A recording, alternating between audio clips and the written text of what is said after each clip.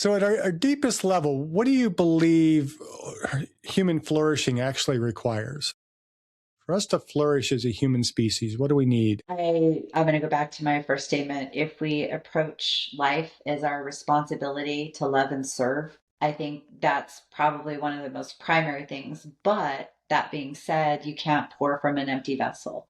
And so if you are truly going to be a servant and love your neighbor, um, you have to love yourself first. You have to make time for yourself. The world does not stop turning because we take a moment to go for a walk, to go for a hike, to do something special for ourselves, to take a weekend off and go explore another city, go learn something new. Um, I think people think they're indispensable and the world's just going to collapse into a fiery ball of whatever if they take a moment for themselves. And I think parents are probably top of that category. They're like, my responsibility is to my children, my family. Yes, but you can't serve your child or your family if you're not taking care of you.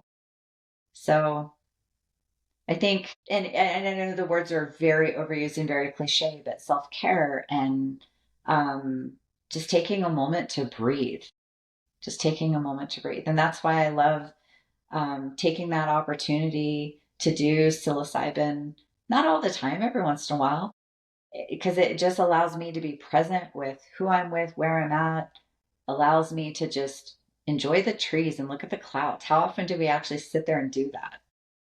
Do you remember that day?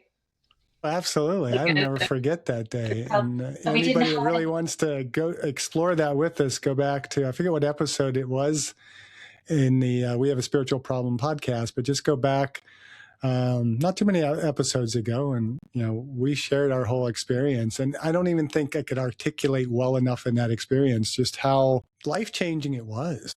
Yeah. And it doesn't take mind altering substances to do that.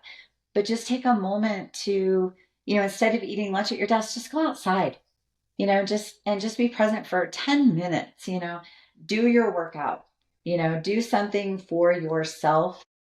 And then I think if we look at people as our friends, not our enemies, and try to listen more, listen to a story, figure out why they are the way they are, I think a lot of barriers fall down real quick. I was going to ask you what daily or weekly practices keep you centered, but I think you kind of answered those. Are there any you would want to add to what you've just talked about?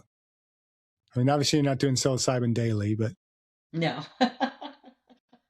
A couple times a year to be very clear. yeah.